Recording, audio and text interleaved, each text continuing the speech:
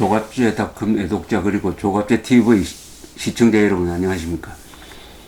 오늘날처럼 이렇게 나라가 복잡하게 어지럽게 어떻게 보면은 무중력 상태 같기도 하고 국가의 중심이 없어진 것 같기도 하고 정부가 하는 일은 다 될 수 없는 일만 하고 해가지고 더구나 외부적으로는 핵 위기가 지금 막장을 향해서 달려가고 있는 이럴 때에는 어떻게 이 난국을 보아야 하느냐 하는 이런 골칫거리가 생깁니다. 이럴 때일수록 문제를 단순화하는 게 좋습니다. 상황이 복잡하면 복잡한 대로 따라가다가는 정신이 없어집니다. 갈피를 잡지 못하게 됩니다. 문제를 단순화해서 생각하면은 거기서 답이 나옵니다. 심플한 게 좋습니다. 심플. 왜 심플해야 되느냐 하면은 단순하게 보아야 행동을 빨리 할 수가 있습니다. 복잡하게 될 상황을 파악을 하면은 행동이 느려집니다. 그리고 빨리 행동을 해야 자신감이 생깁니다. 자신감. 영어로 말하면 simplicity, 그 다음에 speed, self-confidence 뭐 이렇게 됩니다. 모든 일은 단순하게 하고 빨리 하고 자신있게 해야 된다. 그러면 성공한다. 그 몽골 김하군단의 성공 비결이라고 해서 3S라고 모든 성공한 조직의 원리를 3S로 요약한 사람이 있습니다. GE라는 회사의 잭 웰치라는 CEO가 징기스칸 연구가인데 그분이 그렇게 주장을 했습니다. 우리나라에서도 지금 이 돌아가는 거 이걸 심플하게 봐야 됩니다. 간단하게 보면 뭡니까 이게? 대한민국은 지금 전쟁하는 나라입니다. 그리고 경쟁하는 나라입니다. 누구와 전쟁을 하느냐? 공산주의자와 싸우고 있는 나라입니다. 이 사실을 우리는 잘 잊어버립니다. 공산주의와 싸우고 있다는 사실을 잊어버리면은 문제 해결이 불가능해집니다. 모든 한국에 일어나고 있는 모든 문제, 그게 교육이든 언론이든 노조든 경제든 정치든 선거든 모든 문제는 대한민국은 공산주의자와 싸우고 있다. 대한민국은 공산주의와 싸우고 있다는 데서 파생되는 문제입니다. 이 사실을 잊어버린다면은 한국인의 생존의 방식에 문제가 생깁니다. 공산주의자와 싸우고 있다. 공산주의자라고 하면은 흔히 요새 빨갱이가 어디 있느냐 이렇게 이야기를 합니다. 요새 빨갱이가 어디 있느냐. 빨갱이라는 이야기가 금지어 비슷하게 되었습니다. 사실은 한국이 지금 이런 공동체를 지켜내면서 이렇게 발전한 것은 빨갱이란 말 덕분입니다. 빨갱이. 빨갱이란 말이 가진 엄청난 힘이 있었습니다. 빨갱이를 누가 쓰기 시작했는지는 모르겠지만 그건 자연스러운 것일 거예요. 왜냐하면 공산주의자들은 항상 자기 자신을 빨간색으로 표시합니다. 빨간색. 그리고 red란 말을 자랑스럽게 쓰죠. 적군이라고 그러죠. 소련 군대는 자신을 Red Army라고 합니다. 붉을 적자를 써가지고 Red Army. 중국에서는 홍군이라고 그러죠. 그것도 붉을 홍자죠. 홍군. 스스로 나는 빨갱이라고 했으니까 너는 빨갱이라고 불러준 셈이 되는데 이게 해방 직후에 좌익은 우파를 친일파로 몰고 거기에 대응을 해가지고 우파는 좌익을 빨갱이라고 이야기했습니다. 그런데 그 어느 싸움에서 빨갱이란 말이 이겼어요. 빨갱이, 나쁜 사람, 살인마 이렇게 되는데 6.25 전쟁을 통해서 과연 빨갱이들은 공산주의자들은 살인마고 부모도 죽이고 이웃도 죽이고 하는 이런 짐승 같은 자들이다 하는 것이 확인됨으로써 빨갱이란 그 말에 힘이 붙어가지고 빨갱이라는 말이 좀 남용되기도 했습니다. 아무나 보고 빨갱이라고 하고 자기하고 생각이 다르다고 빨갱이로 몰아가지고 억울하게 옥살이 시킨 그런 경우도 있습니다. 그런 부작용도 있지만은 근본적으로 빨갱이라는 말로서 우리는 이 체제를 지켜냈습니다. 근데 그게 너무 오래 쓰다 보니까 힘이 빠지고 빨갱이란 빨갱이로 몰려서 억울하게 당한 사람들이 막 들고 일어나고 하니까 서서히 빨갱이란 말이 힘이 빠지고 그와 더불어 반공이란 말도 마치 무슨 나쁜 말인 것처럼 쇠퇴하게 되었습니다. 그래 하여 반공투사란 말도 아예 말이 없어져 버렸습니다. 반공투사. 그런데 반공투사는 민주주의자입니다. 반공하지 않는 민주주의자는 민주주의자의 자격이 없습니다. 일제시대 때 독립운동하지 않는 사람이 독립투사 자격이 없는 거하고 또 마찬가지인데 반공이란 말 쓰지 않고 자유민주주의란 말만 씁니다. 자유민주주의, 한국은 자유민주주의만으로는 생존할 수 없는 나라입니다. 저 피지나 통가 같은 나라가 아니죠. 반드시 반공을 해야 자유민주주의를 지킬 수 있으니까 한국은 반공 자유민주주의라야 합니다. 반공만 해서도 안 돼요. 반공만 한다면서 자유를 말살하면 되겠습니까? 그건 독재로 가는 길이지. 한국은 반드시 반공 자유민주주의를 같이 써야 됩니다. 그 반공 자유민주주의라는 말을 쓰는 정치인이 사라져 버렸습니다. 자유민주주의란 말을 쓰는데 반공이란 말은 안 쓰려고 그래요. 반공 자유민주주의입니다. 즉 대한민국은 아직도 빨갱이와 싸우는 나라입니다. 북한 핵이 왜 위험합니까? 영국의 핵이 위험합니까? 프랑스의 핵이 위험합니까? 미국의 핵이 위험합니까? 이스라엘의 핵이 위험합니까? 인도의 핵이 우리한테 무슨 위협이 됩니까? 안 되죠. 왜 북한의 핵입니까? 그것은 북한이 공산주의자, 북한이 빨갱이이기 때문입니다. 빨갱이의 핵무기이기 때문에 위험한 겁니다. 그렇다면 핵무기보다도 더 근본적인 위험성은 공산주의자라는 뜻입니다. 북한이 공산주의 집단이란 데 있는 것입니다. 북한이 공산주의자이므로 공산주의자가 핵 개발을 해서 핵무기를 손에 잡고 있으니까 위험한 겁니다. 그러면 핵보다 더 위험한 것은 공산주의입니다. 핵보다 더 위험한 것이 빨갱이입니다. 빨갱이. 공산주의자입니다. 그런데 한국에는 내가 공산주의자입니다 라고 말하는 사람 없습니다. 그러면 국가보안법에 걸리니까 다 다른 말을 씁니다. 나는 진보적 민주주의자다. 나는 민족주의자다. 뭐 나는 뭐뭐다. 뭐 이런 식으로. 나는 뭐 민중주의자다. 뭐 이렇게 위장을 보통 하죠. 위장을 보통 합니다. 다 그런 게 아니라 상당수가 그런 식으로 위장을 합니다. 왜냐? 공산주의가 금지된 나라입니다. 한국에서는. 그런 나라에서 공산주의자가 나는 공산주의자입니다라고 행동하는 것은 도둑놈이 나는 어제 어느 집에 가서 도둑질 했습니다라고 외고 다니는 거하고 마찬가지죠. 한국에 빨갱이가 어디 있느냐라고 말하는 사람이 얼마나 순진하냐 하면은 한국에서 빨갱이는 나는 빨갱이입니다라고 이야기하고 다닌다는 것을 전제로 한 판단이니까 참 순진무구한 이야기죠. 순진한 거하고 순수한 건 다릅니다. 순진한 것은 뭘 모르고 순진한 것이고 순수한 것은 세상 만물을 다 알면서도 자기의 정신을 깨끗하게 유지하는 것이 순수입니다. 순수와 순진은 다르죠. 제가 순진한 사람을 좀 비판하고 있습니다. 근데 공산주의는 뭐냐? 계급투쟁론입니다. 핵심이 계급투쟁론. 계급투쟁론은 뭐냐?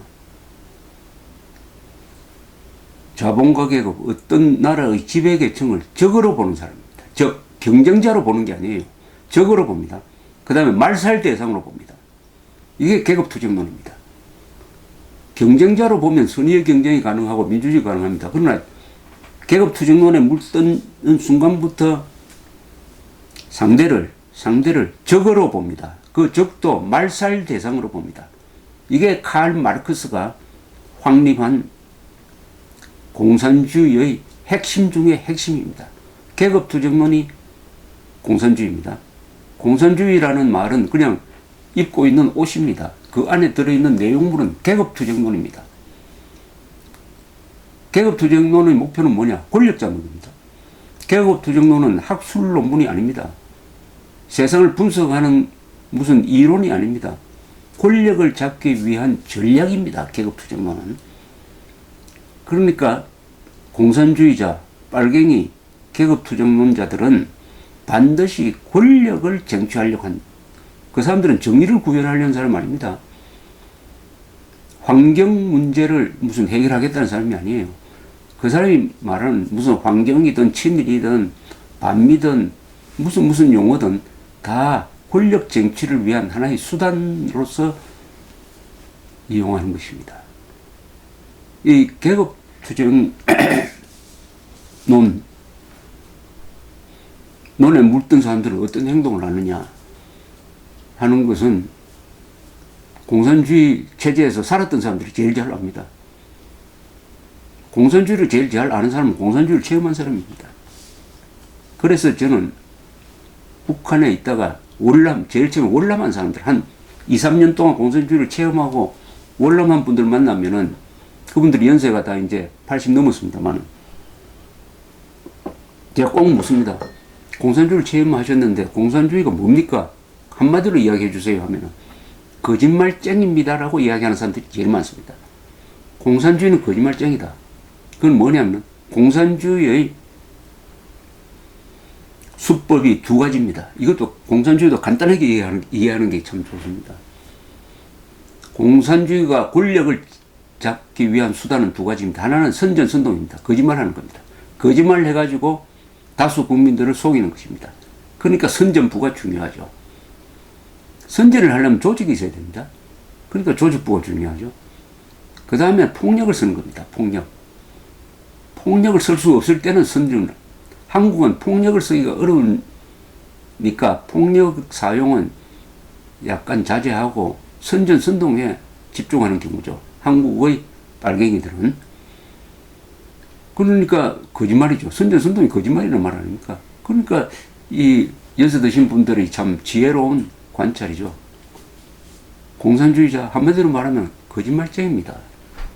또 하나를 덧붙이면 폭력주의자죠. 폭력주의자. 황장엽 선생이야말로 공산주의 본질을 가장 깊게 들여다본 사람입니다. 그분은 또 이렇게 간단하게 정의합니다. 계급투쟁론을 어떻게 비판하느냐. 계급투쟁론이 뭐냐. 무산자가, 아무것도 없는 사람, 무산자가 권력을 잡겠다는 것이다. 근데 무산자는 무식자다. 무식자가 권력을 잡으려면 뭘 해야 되느냐. 거짓말하고 폭력을 쓰는 수밖에 없지 않느냐. 이렇게 또 간단하게 정의를. 얼마 전에 월남하신 80대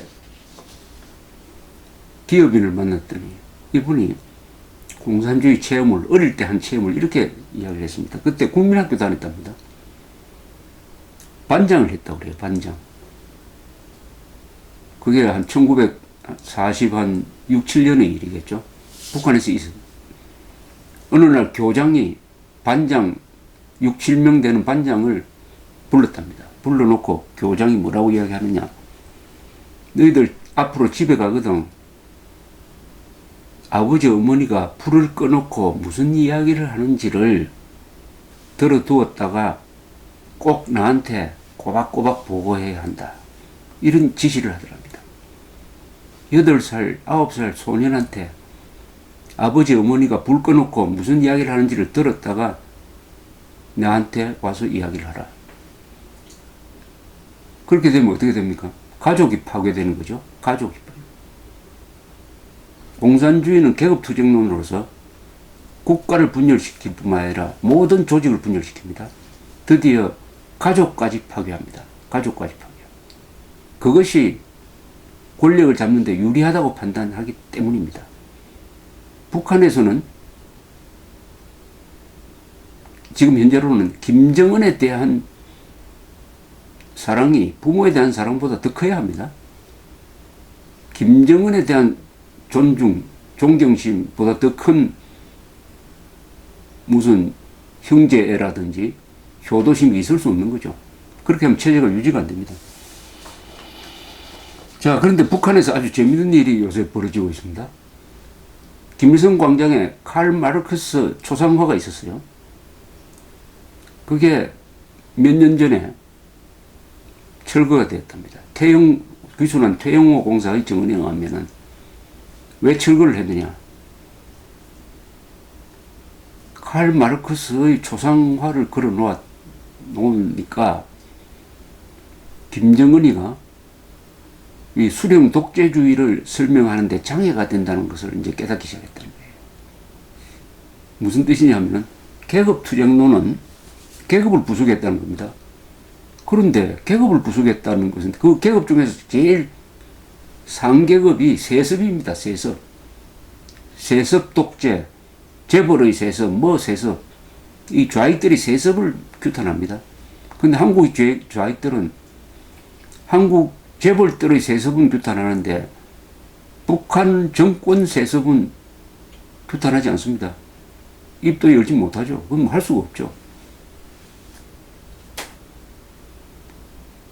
기독교 신도가 예수를 규탄할 수는 없는 거 아닙니까? 그래서 칼 마르크스의 초상을 계속 걸어 놓으면은 인민들이 그 참 이상한데 계급 없는 사회를 만들자고 해놓고 왜 이 나라에는 북한에는 3대 세습이냐 하는 문제의식이 생긴다고 해서 그걸 철거했다고 합니다. 그건 뭐냐면 북한 체제가 어떤 면에서는 공산주의가 아니란 뜻이죠.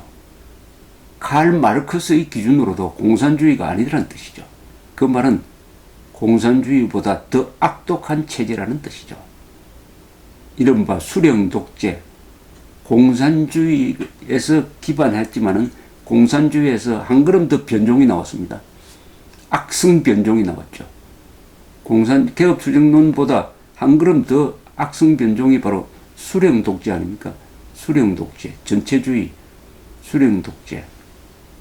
이렇게 함으로써 우리는 그 공산주의의 영혼을 판, 그 공산주의의 영혼을 판 집단과 지금 싸우고 있는데, 이 영혼을 판다는 게 이게 참 무서운 이야기입니다. 영혼을 판다는 겁니다. 공산주의와의 대결은 사실은 영혼과 영혼의 대결입니다. 이론과 이론의 대결, 신념과 신념의 대결보다 한 차원 높은 영혼과 영혼의 대결입니다. 칼 마르크스가 공산주의 선언에서 정확하게 이야기했습니다. 첫 문장이 이렇지 않습니까? 유럽에는 유령이 배회하고 있다. 공산주의라는 유령이. 공산주의는 유령입니다. 악령입니다. 악령. 인간의 영혼을 빼앗아갑니다. 여러분, 영혼이라고 하면은 그것은 마음이란 말하고는 또 다른 겁니다. 영혼이라 하면은 뭐라 할까요?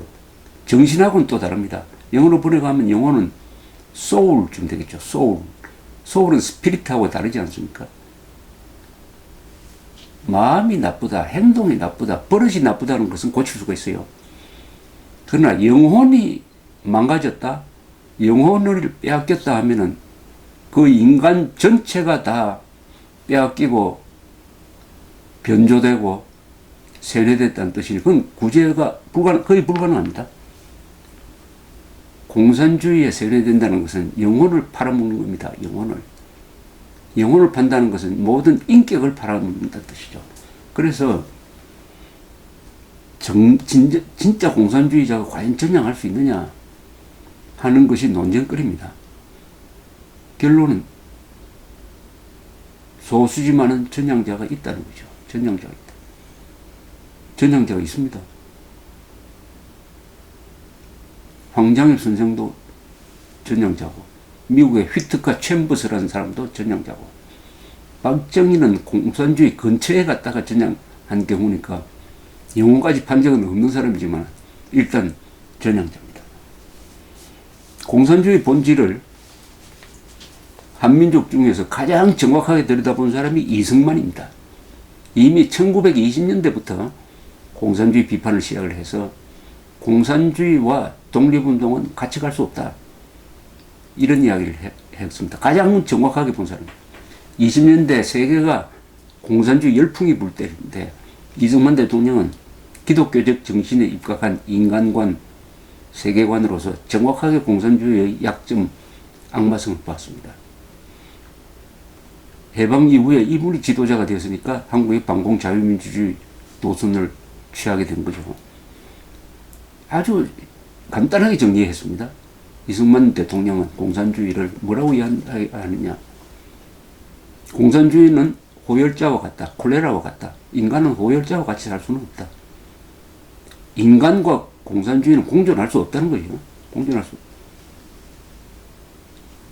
또 이런 이야기를 합니다. 한국의 공산주의자는 한국입니다. 한인의 얼굴을 한 러시아 사람이다. 왜냐? 이 자들은 스탈린에 충성을 한다. 그럼 이건 한국에서 활동하지 않고 러시아로 가가지고 러시아에 충성하는 게 맞다.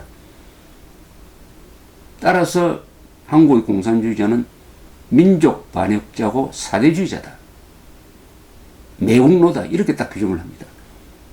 그것은 한국 공산주의가 가지고 있는 사대주의 근성을 정확하게 본 거죠. 한국의 공산주의자는 이 사대주의자입니다. 왜냐? 공산주의가 어디 원효가 만들었습니까? 저 칼 마르크스 독일계 유대인이 만든 걸 가지고 한국 쪽으로 가져와가 그걸 신주단지 모시듯이 교조화하고 우상화해가지고 거기에 목숨 걸고 거기에 인민들의 영혼을 다 집단적으로 팔아넘기는 자니까 이런 사대주의가 없죠. 그 점을 이승만 대통령은 정확하게 간파를 했습니다. 그리고 또 이런 이야기를 했습니다. 무조건적 평화주의자는 간첩과 같다. 무조건적 평화주의자는 빨갱이는 아닙니다. 공산주의자는 아닙니다. 그러나 무조건적 평화주의자는 공산당한테 딱 이용되기 좋은 사람들이에요. 공산당한테 잘 이용당한 세 부류의 사람이 있습니다. 하나는 위선자들입니다. 위선자는 공산주의와 공산주의의 밥이 됩니다. 또 한 사람은 누구냐? 겁쟁이입니다. 겁쟁이. 그 다음에 또 누구냐? 부패분자. 이 세 부류는 공산주의의 밥입니다. 특히 위선자들. 공산주의와 같이 갈 수 있다. 서울광장에서 공산주의 만세를 부를 수 있어야 그게 민주주의다. 이렇게 이야기하는 사람들이 위선자인데 이건 공산주의의 밥입니다. 그것을 이승만 대통령이 뭐라고 이야기했느냐? 무조건적 평화주의자는 간첩과 같다. 간첩과 같다. 지금 한국에 적용을 하면은 사드 배치 반대. 이게 무조건적 평화주의자 아닙니까? 사드 배치 반대. 무조건적 평화주의자. 한미동맹 해체론자들. 이게 무조건적 평화주의자. 공산주의는 인류가 발명한 최대악입니다. 최대악입니다. 휘트카 챔버스, 미국에서 미국 공산당원이었고 소련 정보기관의 밑에 첩자 역할을 하다가 나중에 확실하게 전향한 휘트카 챔버스라는 사람이 증인이란 책에서 쓴 몇 가지 문장에 이런 게 있습니다. 스탈린은 악하다. 그러나 공산주의는 더 악하다. 스탈린은 최고의 파시즘을 구현하였는데 이는 공산주의의 피할 수 없는 결말이었다. 스탈린은 악하지만 공산주의는 스탈린보다 더 악하다는 겁니다. 스탈린은 파쇼를 욕했지만 스탈린 자신이 파쇼였어요. 제가 잘 아는 하이게와라 료라는 일본 공산당원 출신이 이야기를 했습니다. 그 사람은 지금도 공산당 이렇게 이야기합니다. 세계 공산주의, 진정한 공산주의자들의 적은, 진정한 적은 김일성, 김정일, 김정은이다. 왜냐? 권력 세습하고 부패하니까 이게 공산주의자의 적이다. 이런 이야기를 했는데 피터가 챔버스는 이승만하고 또 비슷한 이야기를 합니다. 공산주의는 절대 악이다. 공산주의자는 전향하면은 반드시 고발자가 되어야 한다. 공산주의와 싸우기 위하여 전향하는 것이다. 싸우기 싫으면 전향하지 않아야 한다. 절대악이니까 절대악에서 뛰쳐나온 사람은 그 절대악과 싸워야 할 의무가 있습니다. 황장엽 선생, 박정희 같은 사람이 그런 사람이죠.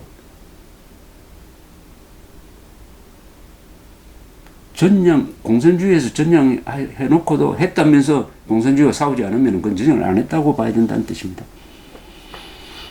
공산당은 본질적으로 테러 조직이다. 공산당은 폭력만을 존중한다. 그들은 폭력만 겁낸다. 공산주의는 전쟁을 하기 위하여 존재한다. 공산주의 존재 자체가 모든 사람들에 대한 전쟁의 지속을 의미한다.